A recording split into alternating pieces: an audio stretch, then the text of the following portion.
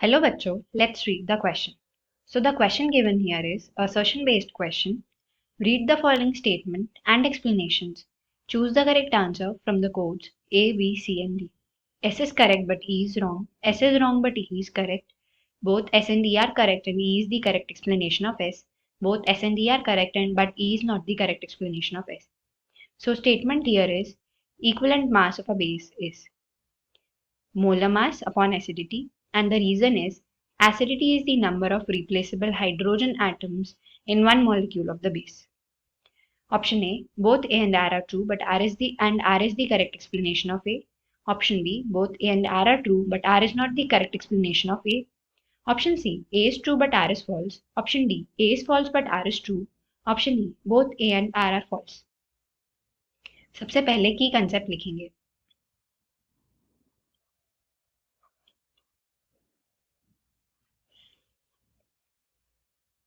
यहाँ पे दे रखा है equivalent mass of a base, जो कि मोलर मास अपॉन एसिडिटी होता है.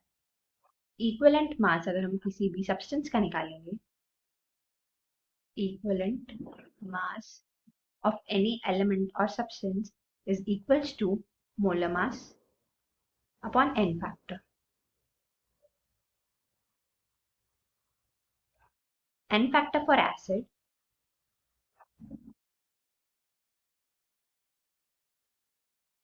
अगर कोई एसिड है तो वो क्या देगा, number of H positive.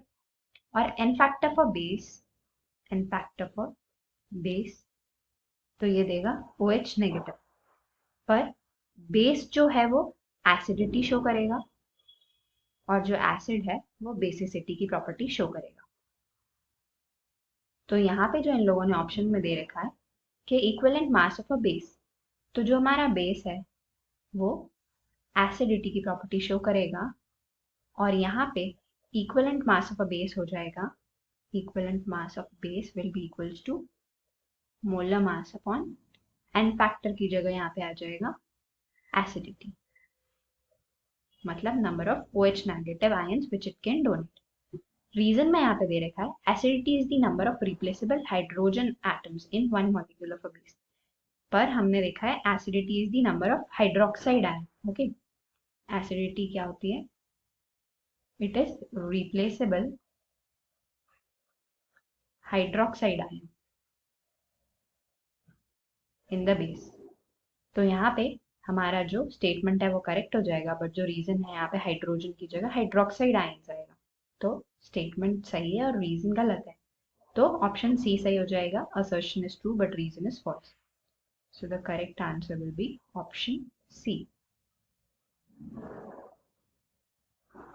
Hope you understood it well. Best of luck.